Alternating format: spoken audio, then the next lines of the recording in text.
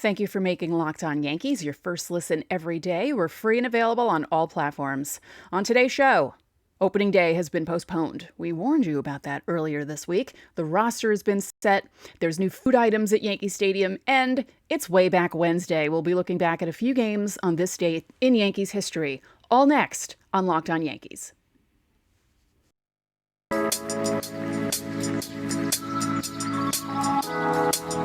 You are Locked On Yankees, your daily New York Yankees podcast. Part of the Locked On Podcast Network, your team every day.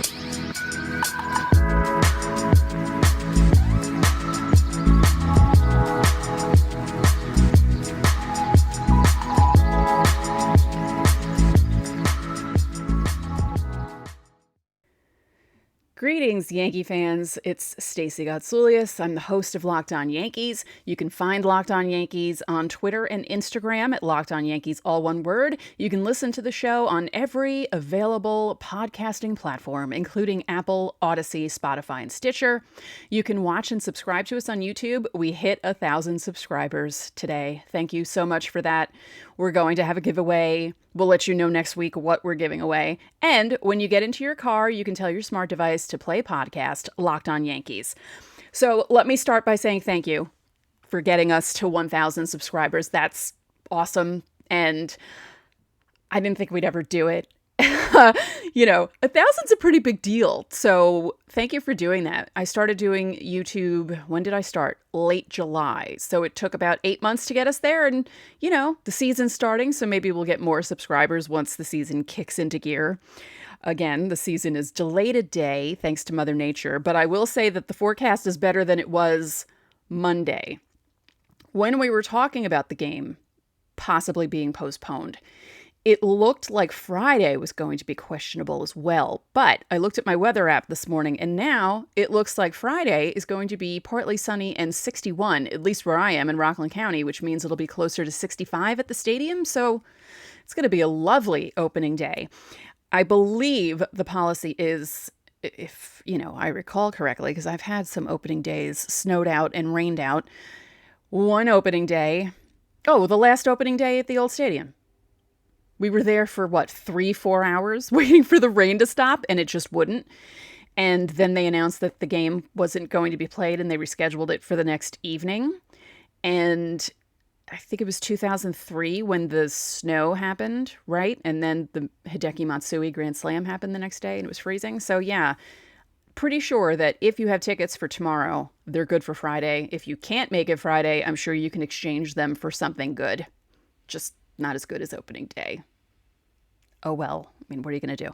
So, yeah, Mother Nature is like, no, we know that you're excited about baseball starting, but no, it's not happening Thursday. And that kind of screws with MLB because I believe the Yankees and the Cubs were going to be the only teams on national TV. Is that how it was working? And now the Yes Network is going to show the game on Friday.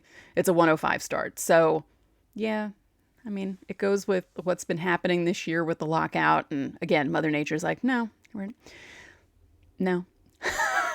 you're not having baseball yet.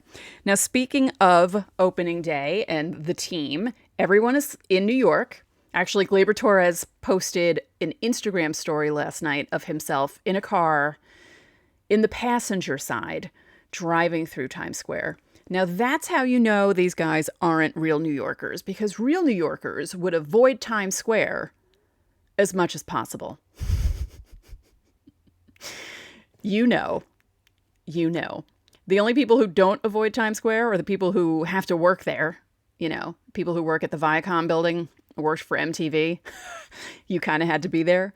But if you didn't have to be in Times Square, yeah, people would walk 20 minutes out of their way to avoid Times Square. Yeah, I always find that amusing. And I thought it was funny. But I was excited because that meant that everyone was here. And they are. There are pictures and, they were supposed to work out today. I don't know how much working out they did because the weather is already starting to get rainy and not great. So tomorrow's going to be a complete washout, according to my weather app. 100% chance of rain. It's just going to rain all day. So I'm sure the Yankee Stadium drainage system will be kicking in, and They may have to do their workouts indoors in the indoor batting cages. And, Yankee Stadium is set up pretty nicely, so they can still get some stuff done tomorrow. But it is a big bummer when you wait this whole time and the season's delayed a week because of the lockout and then nothing. So the roster is set, which is exciting. So it's 16 pitchers, 12 positional players. Marwin Gonzalez is going to be part of the 3-man bench. He hit 3 home runs, drove in 10 runs. And, he plays several positions on the field. So that's the kind of guy you want. Even if they don't hit that well, you want at least a body that can play defensively, multiple positions. So I don't mind Marwin Gonzalez taking a spot on the roster. I know some people had an issue with it, but I don't, Clark Schmidt also made the opening day roster. Okay. Ron Marinaccio. I feel really bad when I screw up people's last names because, as Abby and I were talking about on Monday, we both have last names that people screw up all the time, and I make it a point to try and pronounce people's names as correctly as I can. So if I said that really wrong, I'm so sorry. But he made the opening day roster, and JP Sears also made the opening day roster. Wait a minute. Okay, the Yankees just posted a picture, or maybe a little while ago, and I didn't know who the 3 guys were in the picture, but now I'm thinking it's Sears, Clark, and hold on. I'll show you. I'll show the people on YouTube. The people who are listening, I apologize that I can't show you because you're listening. But if you're on YouTube, I believe those are the 3 guys. Okay. Because when I saw the picture, I didn't know who the hell they were. I'll admit that. It's not that easy to keep track of all these guys on the team. There are certain guys, obviously, the ones who play all the time. And then you have the fringe players who you're just kind of like, oh, that's what they look like? Okay. And I don't know if it's the Mandela effect, because I know that works with names and places and, people screwing up logos. Like, they don't realize that Kit Kat does Kit Kat have a dash or does Kit Kat not have a dash? People don't realize that Fruit Loops is spelled with 2 O's and not fruit. It's not Fruit. It's fruit, like root. Yeah. Oh, hi. My co-host just came into the picture. And what else is happening? Oh, Clark Schmidt. This is very exciting. He won the James P. Dawson Award, which is given annually to the most outstanding Yankees rookie in spring training. He also won that award in 2020. He's 26 years old, went 1-1 with a 3.86 ERA in 3 appearances. He made 2 starts. He led all Yankees pitchers with 11 strikeouts in 9 1/3 innings. And he was one of their first round picks. And that was back in 2017. He was the 16th pick overall. I believe wasn't he recovering from something then too? Tommy John, possibly, I think, is what that was. So yeah, the roster is set. He won the rookie award. They're all in New York. Things are happening. And Miguel Castro made his debut for the Yankees and, struck out 2 in 1 inning against the Tigers in their 5-3 loss yesterday. He went 3-4 with a 3.45 ERA in 69 appearances with the Mets last season. He held batters to a 189 average. I like that move. I said it the other day on the show with Abby. I like that move. I think it's good. The Yankees could always use more pitching. And it's always funny when the Yankees and the Mets make an exchange because it doesn't happen too often. So, okay, before we discuss this, I have to tell you that you need to listen to Locked On MLB Prospects.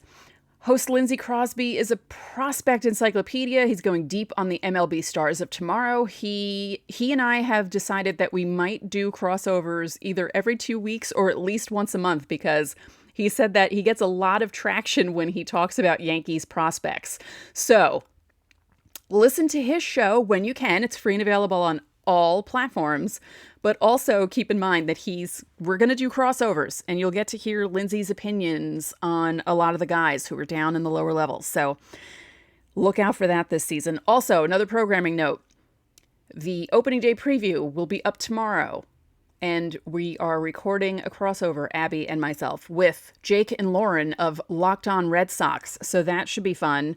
Hopefully it'll be as peaceful as the AL East crossover roundtable that aired yesterday. If you watched it on YouTube, you could tell we were all very pleasant with each other. And if you listened to it, you could hear that we were pleasant with each other. Okay. A very important announcement was made. Halal guys. If you're a New Yorker, you know who they are.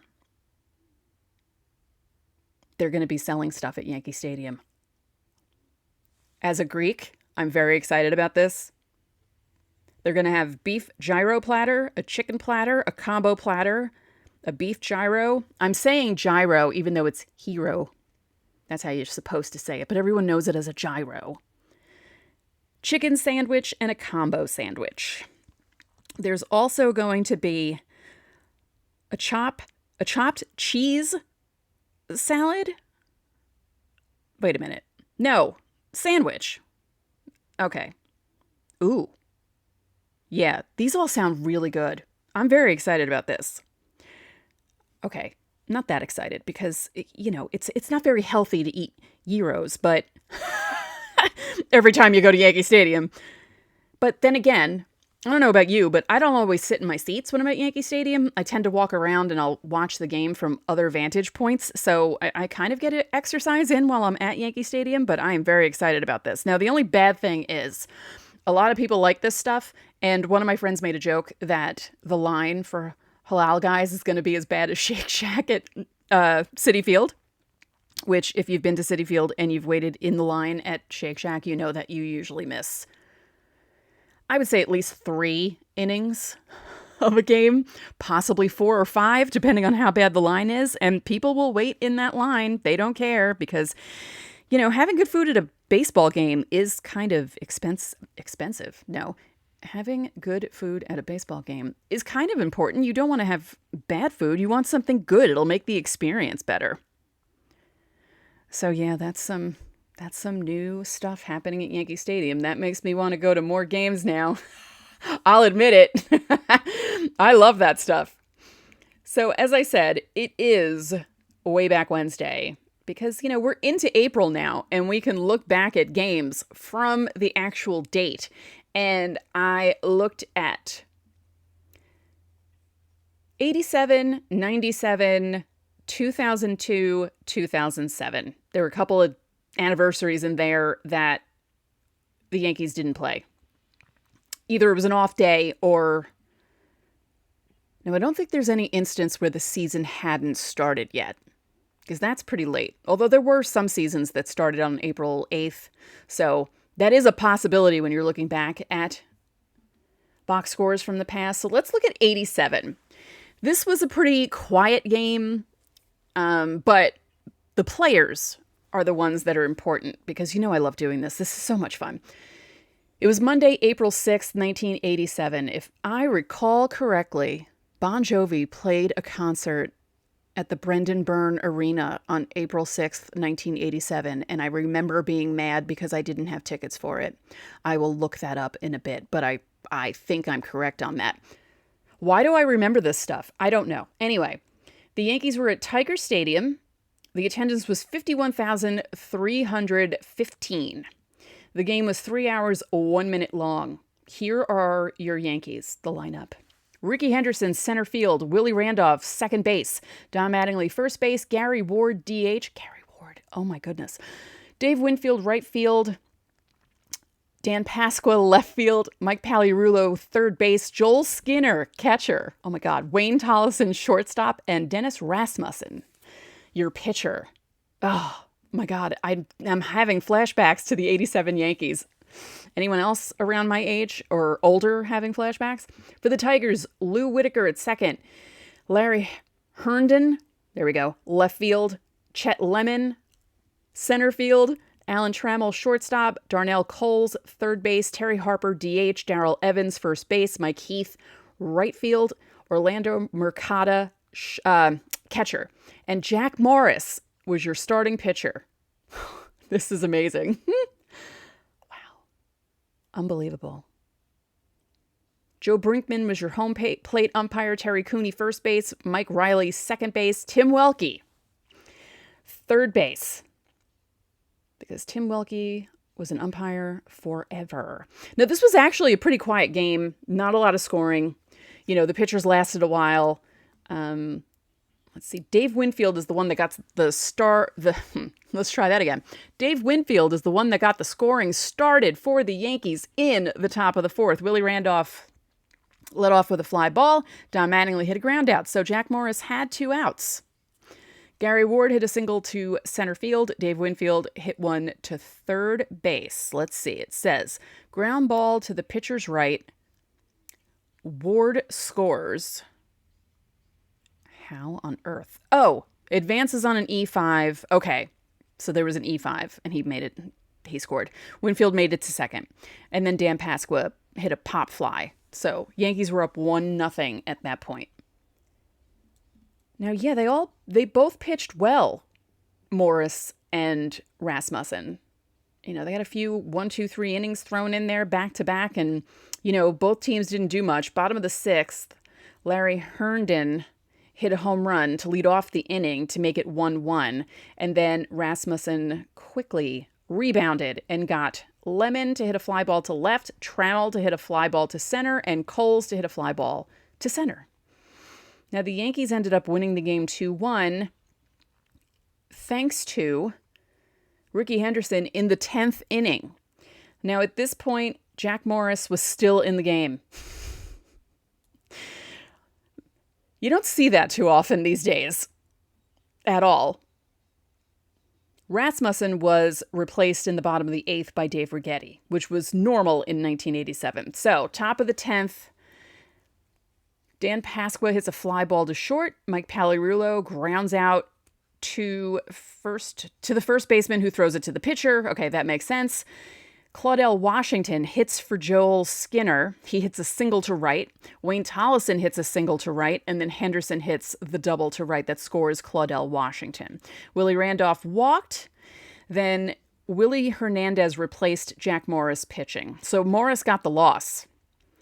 Then Don Mattingly hit a fly ball to center field for the third out. Yankees are up 2-1. Then, let's see, Rick Cerrone replaces Claudell Washington, and he's the catcher because Joel Skinner was catching.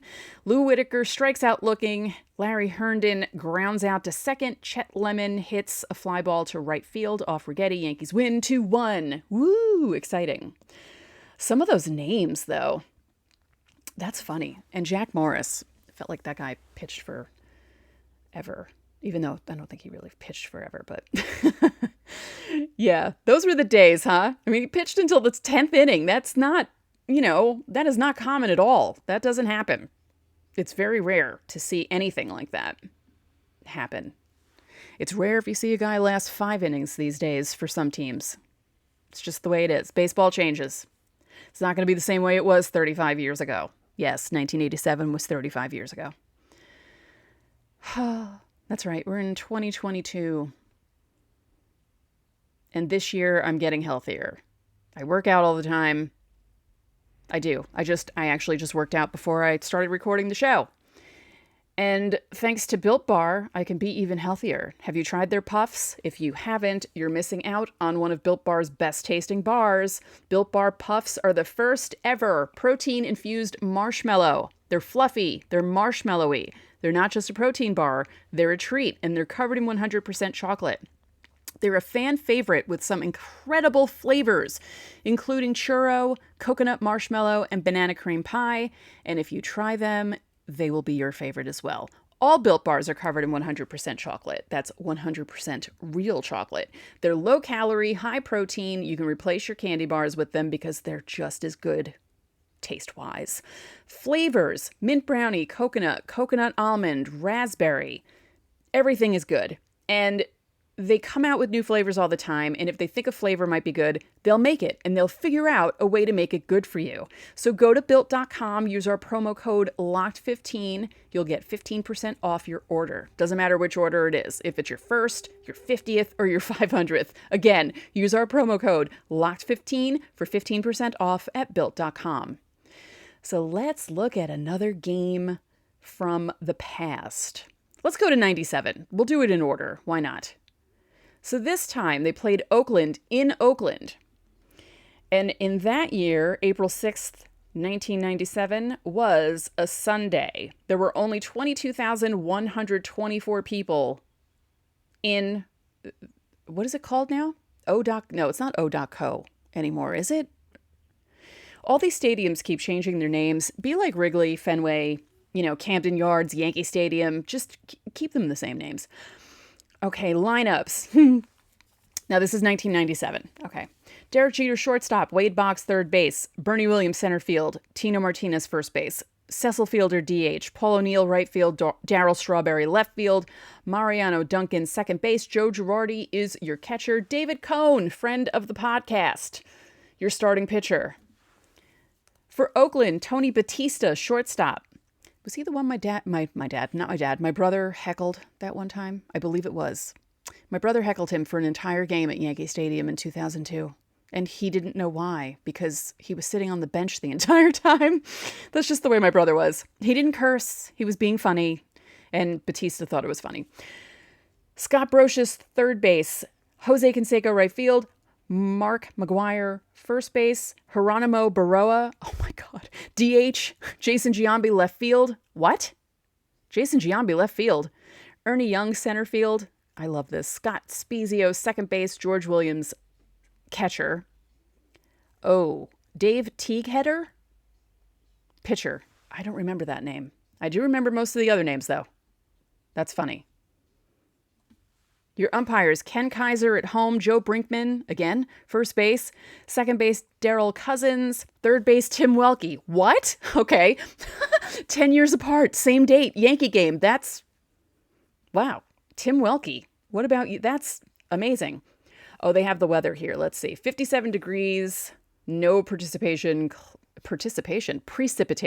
That's a word. That's the word I was looking for. Hoi. No scoring happened until the bottom of the eighth. And that's when the Athletics scored all three of their runs. The Yankees did not score anything that game. And the runs didn't start for Oakland until David Cone was replaced by Jeff Nelson. So it's Jeff Nelson's fault. And Mike Stanton, but mostly Jeff Nelson. George Williams hit a double. Tony Batista hit a single. Scott Brocious lined out. Jose Canseco reached on an E5. And then Rafael Bornegal pinch ran for George Williams after he hit that double. So he scored on the E5 that happened when Canseco hit the ball. Batista made it to third. Canseco made it to second. They intentionally walked Mark McGuire. Geronimo Baroa struck out swinging. So there were two outs. Then Mike Stanton replaced Jeff Nelson. You know what? It's not really their fault. It happened on two errors. Errors. So I apologize to Jeff Nelson and Mike Stanton. My bad. Jason Giambi reached on an E3. Batista scores. Canseco scores. McGuire makes it to third. Then David Weathers comes in to replace Mike Stanton. Damon Mashore. While he was up, Weathers threw a wild pitch. Giambi made it to second. Mashore walked. Then Scott Spezio hit a fly ball to right field. So the A's are up 3-0 at that point. And then the Yankees go down 1-2-3 in the bottom of the ninth. Or top of the ninth against Billy Taylor. Paul O'Neill hits a fly ball to left. Darryl Strawberry grounds out to, let's see, first baseman to pitcher. Oh, okay, the pitcher had to cover first. And then Mariano Duncan hit a ground out to short. The Yankees lose 3-0. Womp womp. But that's pretty funny that Tim Welke was the umpire for both of those games 10 years apart. If he's in this one in 2002, that would be something. Okay, this was better for the Yankees. Saturday, April 6th, 2002, at Yankee Stadium against the Tampa Bay Devil Rays when they were still called the Devil Rays. Jason Tyner, left field. Randy Wynn, center field. Steve Cox, first base. Greg Vaughn, DH. Toby Hall, catcher. Ben Grieve, right field. Brent Abernathy, second base. Bob Smith, third base. Chris Gomez, shortstop. Wilson Alvarez is your starter for the Devil Rays. Do you remember those guys? I do, even though it was 20 years ago. Yankees, Alfonso Soriano, second base. Derek Jeter, shortstop. Jason Giambi, DH. Bernie Williams, center field. Rondell White, left field. Ron Coomer, third base. Shane Spencer, right field. Nick Johnson, first base. Alberto Castillo, catcher. And El Duque, Orlando Hernandez, is your starting pitcher. Oh, no Tim Welke this time. Bruce Fremming at home plate. Home plate. Yeah, I almost said home base. Someone said home base on The Real Housewives of New Jersey last night, and that was in my head. And I'm like, it's not home base, it's home plate. Okay. Ed Rapuano, first base. Larry Poncino, second base. Tony Randazzo, third base. What the hell? That's why couldn't they have gotten an Italian for home plate? That would have made it so much funnier. The attendance was only 39,093.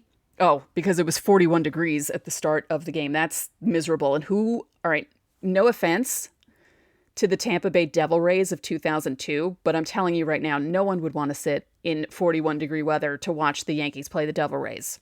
So I understand why there wasn't even 40,000 people there. So I get it. Now this game, the Yankees scored first in the bottom of the second on a Ron Coomer home run. Yeah. Then in the bottom of the fourth, Rondell White grounded out. Coomer hit a single. Shane Spencer hit a single. Nick Johnson hit a single that scored Coomer. That made it 2-0 Yankees. And then in the bottom of the fifth, Rondell White hit a single that scored Derek Jeter, made it 3-0, and that's how it would end. Let's see. Did the Devil Rays make it interesting against Mo in the ninth inning? They kind of did, yeah. Now, El Duque pitched through the top of the eighth, and then Mo came in for the top of the ninth. He gave up a single to Jason Tyner. Randy Wynn grounded out. Steve Cox hit a single. Wynn made it to third. It's not that interesting. They were up 3-0. And then Greg Vaughn struck out looking, and Toby Hall struck out looking to end the game. So, yeah, Yankees win 3-0. Woohoo! Against the Tampa Bay Devil Rays of 2002. And then one more. Let's quickly look at 2007. I believe the Yankees lost this game. Mike Mussina. Yeah, against Baltimore. Friday, April 6, 2007. 50,074 people at Old Yankee Stadium. Yeah. Baltimore, Brian Roberts, second base. Melvin Moore, third base. Nick Markakis, right field. Miguel Tejada, shortstop. Aubrey Huff, first base. Jay Gibbons, left field. Kevin Millar, DH. Corey Patterson, center field. Paul Bacco, catcher. Adam Lowen was your starting pitcher for Baltimore. For the Yankees, Melky Cabrera, center field. Derek Jeter, shortstop. Bobby Abreu, right field. Alex Rodriguez, third base. Jason Giambi, DH. Hideki Matsui, left field. Jorge Posada, catching. Robinson Cano, second base. Josh Phelps, first base. And then Moose, as I said. Umpires. Damn, no Tim Welke. Marvin Hudson, home plate. Ed Montague, first base. Jerry Lane, second base. Bill Miller, third base. It was also 41 degrees that night, but it was a little better to watch Baltimore in 2007 than to watch the Tampa Bay Devil Rays in 2002. That Baltimore lineup wasn't that bad that I just read.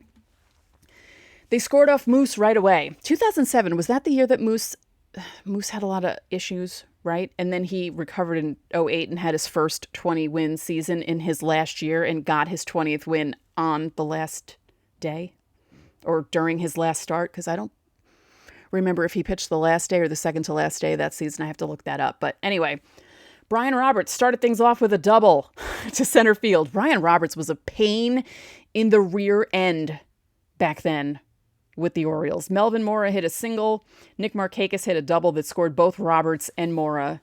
The Orioles are up 2-0 at that point. Now, the Yankees tied the game in the bottom of the second thanks to a Hideki Matsui single that scored A-Rod and a Robinson Cano double that scored Matsui. So it was 2-2. But then the Orioles came right back in the top of the third and made it 5-2. Nick Markakis started things off with a double. Mike Mussina hit Miguel Tejada with a pitch. Aubrey Huff hit a ground out that they could only get him out. So Markakis made it to third, Tejada to second. Jay Gibbons hit a single. Markakis and Tejada both score. Kevin Millar walks. Corey Patterson hits a double that scores Gibbons. And then Bako and Roberts strike out swinging and looking. It's 5-2. In the top of the fourth, the Orioles go up 6-2 thanks to an Aubrey Huff single that scores Melvin Mora. Robinson Cano makes it 6-3 with a single in the bottom of the sixth that scores Hideki Matsui. Jorge Posada hit a single in the bottom of the seventh that scored Jeter to make it 6-4, but that's how it would end. The Yankees did nothing in the bottom of the ninth against Chris Ray.